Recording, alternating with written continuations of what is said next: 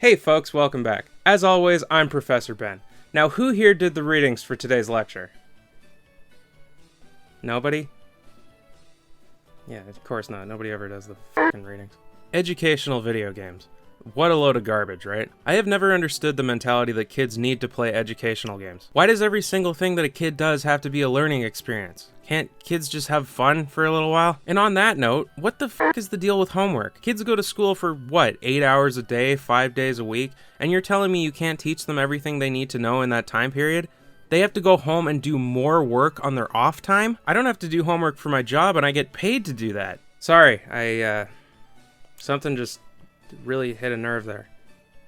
Educational games have been a thing as long as video games themselves have been a thing. From Math Grand Prix to Mario is Missing to Where the Fuck is Carmen Sandiego, video game developers have tried to make a fun experience that also teaches you something. And to be fair, not all educational games are bad. In fact, there are a lot of really solid educational games. I have been known to enjoy my fair share of Reader Rabbit, I must admit. But I feel like the label of educational tends to scare people away because nobody really wants to be forced to learn, you know? Like, no matter how many bells and whistles and colorful characters you put on it, math is not fun. You can't trick me. However, I would argue that educational games had somewhat of a golden era during the mid to late 2000s and the early 2010s, mostly as a result of Nintendo's attempt to capitalize on the casual gaming market with the Wii and the Nintendo DS. Brain Age, Endless Ocean, a third example I'm holding off on mentioning for dramatic effect, all fun games that actually genuinely strengthen the old noodle. However, atop the throne of educational games there sits one series that kicks all their asses, and that is Big Brain Academy. I can't stress enough how much 10-year-old undiagnosed ADHD Ben hated the concept of educational games. Like, I had a personal vendetta against Brain Age, and, I've never even played that game. With that said, though, I was a huge fan of Big Brain Academy growing up, which either says a lot about the quality of the game or how annoying I was as a kid. Or maybe both. But it's been a long time since I've played this game, so what do you say we crack open the old Nintendo 3DS XL and conjugate some verbs? It's like me when I wake up from a nap. Am I right, fellas? Big Brain Academy was released for the Nintendo DS all the way back in 2006. Holy moly, I didn't realize how long ago this game came out. Unlike its cousin Brain Age, which perhaps turned some people off with its flat-out focus on education and making you feel like a dumbass, Big Brain Academy went for a more educational-themed puzzle game experience. But enough beating around the bush, okay? Let's hop right in.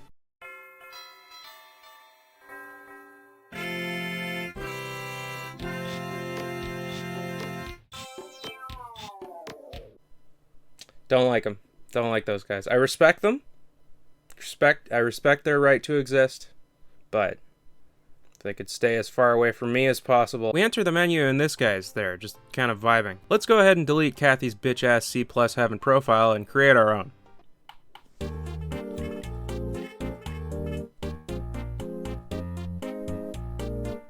Does this sound familiar to you? Mr. Topscreen over here introduces himself as Dr. Loeb, the headmaster of Big Brain Academy. I'm so healthy, I wear t-shirts and shorts in the dead of winter. What does that have to do with... Anyway, after changing my perspective on life several times over the course of a few minutes, we actually finally get into the goddamn fucking game. The actual gameplay is broken into 5 categories: compute, identify, think, memorize, and analyze, each of which is broken into 3 minigames that you get a minute at a time to complete as many as you can. So you can either play in practice mode or you can do a test where your brain gets measured and Dr. Loeb gives you a grade based on how you perform. So for now, what do you say we hit the books and do all the games in practice mode, and then I'll do a test after and either make you all impressed with my intelligence or disappointed in my lack of intelligence. Now I know what you're all thinking. Oh Ben, another minigame collection? What, are you gonna rank all the games again? I didn't realize you were completely out of ideas. First off, not thrilled about your tone. There's hostility for no reason. Okay, nobody's forcing you to watch this. Secondly, yes. But of course, since this is Big Brain Academy we're talking about, I'm going to be giving each game a letter grade based on their quality, because I'm such a fun guy who loves theming and stuff. Let's start out with compute and just get it over with, because I'm a dumbass and me and math go together like Nick Cannon and birth control. Am I right, fellas? Hell yeah, I know about pop culture. First off, you got Coinparison, where you have 2 boxes of coins and you have to pick which of the 2 has the higher value. Now look, I'm terrible at math, okay? I admit it, and I'm not ashamed of it. After years of ridicule, you just start to kind of get numb to it. But I am calling bullshit on this one on the grounds of discrimination against me as a Canadian. Let me explain. Firstly, we don't use pennies in Canada anymore, so my brain can't even comprehend the concept. And second, these are all American coins, so I don't know any of these faces. I mean, our coins are the same size, but thankfully the game has an option where you can make the coins display their value, so I guess my complaint is kind of irrelevant. Coinparison is as fun as a math game possibly could be. It's nice that the compute category isn't just straight up math. It is important for kids to know how to count money, or at least it was important in 2006 when people used cash. Plus, I mean, some of these are real head scratchers. Give me a second here. Overall, it's not bad. If anything, I'd give it credit for creativity. I'm giving it a C+. Next is Ad Agency, which is just... it's another stellar bit of wordplay. This one's pretty simple. Look at the number of the things on the top screen and select the 2 boxes on the bottom screen that add up to the same amount. This one's fine, whatever. I actually like Coinparison better, so it gets a C. The final compute game is Written Math, which is kind of weird. It's basically just mental math, but the equation on the top screen is like spelled out rather than using numbers. This is pretty lame. I mean, it's just math with words instead of numbers. I don't really see how this could be more educational than using numbers, but whatever, I'm not a math guy. D+, fuck you, Dr. Loeb. The next category is Identify, which is based around visual puzzles. First up is Shadow Shift, where you're given one or multiple shadows on the top screen and you have to select the images that match the shadows. This game is pretty fun, and it actually gets pretty challenging on the higher difficulties because you get multiple items at a time and their shadows move around and overlap each other, so it can actually kind of slip you up at times. I like this one, I'd give it a B. Next up, you got Get in Shape. I thought this game was about expanding my brain, not hurting my feelings.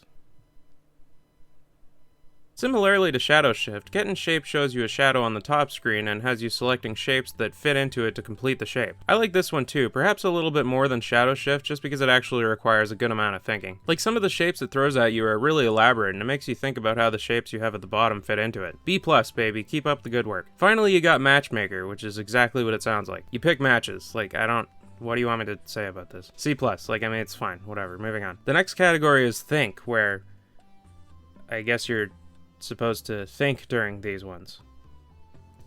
You know, unlike the other ones. First is Heavyweight. Lots of weight-related verbiage here, and it's been noted, I'm just saying. Heavyweight is kind of fun. You have a bunch of objects or animals or whatever standing on scales on the top screen, and you have to pick which one of them is the heaviest. Again, it seems easy in concept, but it starts throwing more difficult puzzles at you with multiple scales, and it actually requires some noggin scratching. I'd give it a B+. If anything, it's a pretty cool concept. Next, you got Pathfinder, where you have to draw a line on the screen to ensure that the guy at the top gets to his friend at the bottom. This one is fun. I'd say I like it better than Heavyweight, just because drawing lines is at least a little bit more interesting than just picking one of a few options. A-, see me after class for a high five, because you did a good job. Next up is Boneyard. Boneyard! Not nearly as hardcore as it sounds, Boneyard has a dog and a grid on the bottom screen and the directions indicating where he's going to move on the top screen. The goal is to place the bone in the spot that the dog is going to be after he's finished whatever movements he makes. If you're stupid like me, it can be a bit of a noggin scratcher, especially in the later rounds where these blocks move around too, so you have to take that into account. I'd give it a B+. Again, it's just touching one of a few options, so I mean, I can't be too charitable here. I'm not tenured yet. Next category is Memorize, and now I'm in my element, baby. I may misplace my keys, wallet, phone, most things the second I put them down, but I'm actually surprisingly good at memory exercises, so let's go. First up is Sound Bites, the objective of which is to listen to the sounds made by the things on the top screen and then repeat it in the correct order. It's basically Simon. You know Simon. Arthur, put a picture of Simon up on the screen for me. You know what I'm talking about. I'd give it a B+. It's pretty fun, you know? Next up is Flash Memory, where they show a sequence of numbers and symbols for a brief moment and you have to replicate it on the touchscreen. I gotta say, the addition of the symbol actually gives this game a small but fun challenge, especially since the symbol changes every round. There's something about adding a symbol into a sequence of number that adds the slightest bit of difficulty, especially when you're trying to complete as many as possible in 60 seconds. That said, I'd probably just give it a C. It's fun, but it's visually and thematically one of the least interesting minigames Big Brain Academy has to offer. Finally, you got Memo Random. I'm not sure what about it is random, but that's not the point here. It's another memory game, this time with images. The top screen shows multiple cards with pictures on them and they turn into question marks, and you have to select what's missing. You know, it's not rocket science. I'd say I like it a bit more than Flash Memory, just just because it has a little bit more substance to it, but it's still pretty bare bones. At least Soundbites had a sort of fun little concept going on. C+, I guess. I mean, that's more or less in the middle of the other two. And now we're on to the final category, Analyze, which is the games are different from the others because the first game is Missing Link, which is basically connect the dots. The top screen displays a completed image with red lines connecting some of the dots, and the objective is to match it on the bottom screen. Trust me, it seems like some baby shit, and it kinda is, but it's pretty fun actually. Some of the more difficult stages flip the top picture upside down or diagonally or something, and it actually takes a good amount of thinking sometimes. A-, Big Brain Academy, good work, your mother's gonna be thrilled. Next up is Cube Game. Cube Game. You know what I'm saying? This one's alright. The top screen shows a bunch of cubes and you gotta count them, and you gotta take into account the cubes hiding behind the other cubes. I mean, what do you want me to say? It's counting cubes. C, whatever. And finally, we got Animal Lines, which is a really genius title. To be the fly on the wall of the development team on this one, am I right? This one's kinda neat. There's a bunch of animals on the bottom screen, and you have to draw a line that matches the sequence of animals on the top screen. It can be forward, backward, up, down, diagonal. The options are limitless. It's pretty fun, actually, and it can pose a decent challenge, especially when you have 3 different sequences at a time. I'd give it a B+, not bad at all. So in the interest of keeping with the whole educational theme, let's average out those grades, kids. With that said, Compute gets a final grade of C, Identify gets a B, Think gets a B+, Memorize gets a B+, and Analyze gets a B. Overall, a pretty decent report card. My mom would have been happy with that. And that's all the different minigames, but now it's time for everybody's favorite part, the test. What better way of demonstrating intelligence is there than going into a cold room at 8 in the morning on 2 hours of sleep and regurgitating as much information that you spent memorizing the night before between panic attacks as you possibly can? Best 30 grand I ever spent. So once you've studied enough and you feel ready to be told how stupid you are, you can select Test. Here you have to play one minigame from each category selected at random, after which Dr. Loeb weighs your brain and gives you a letter grade based on your performance. And he also gives you a profession that matches the size of your brain. So without further ado, let's see how I did.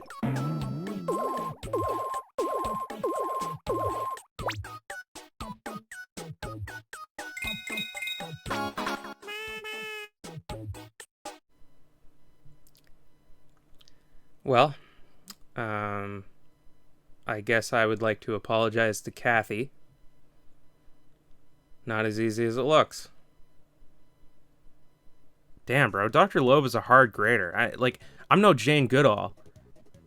It's a weird example. I mean, well, to be fair, she is really smart, I guess. Honestly, I'm not thrilled about how poorly I performed in the Think category. That's a blow to the ego, I will admit. Dr. Loeb says my brain is comparable in size to a museum curator, which... that's kind of a low blow to museum curators. I think you have to be pretty smart for that job, don't you? And that's Big Bang Theory in a nutshell. But before we go, let's talk about it as a game, shall we? I played this game a lot as a kid. Many a road trip was spent counting coins and drawing lines and listening to Dr. Loeb say the dumbest shit you can imagine. But upon replaying it as an adult, I realized how small of a game this really is, even for the Nintendo DS. All it really is 15, 60-second minigames. In theory, you can experience everything the game has to offer in a whopping 20 minutes if you include taking the test. But to be fair, a lot of the minigames are pretty fun and offer a decent amount of replay value. And the 60-second time limit adds a fun element of challenge. It forces you to act quickly while also thinking of the correct answer. Overall, Big Brain Academy is a decent little puzzle game. It very easily could have had a lot more to offer, but what it does have is pretty fun in my opinion. Well folks, thanks for sticking around all the way to the end of class. I know that some of you might have had sports highlights or porn or whatever open on your laptop the whole time, but you know, it's your money you're wasting, not mine. But let's not get hasty, okay? Nobody leaves until I hear that bell ringing, okay?